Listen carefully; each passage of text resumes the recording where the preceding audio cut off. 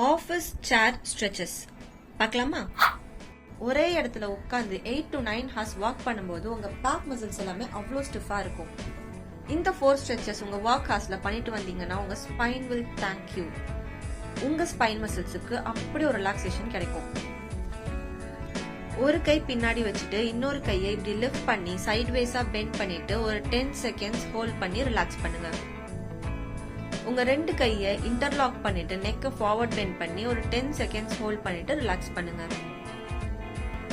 2 கையை சப்போர்ட் பண்ணிட்டு இந்த மாதிரி ட்விஸ்ட் பண்ணி 10 செகண்ட்ஸ் ஹோல்ட் பண்ணிட்டு ரிலாக்ஸ் பண்ணுங்க.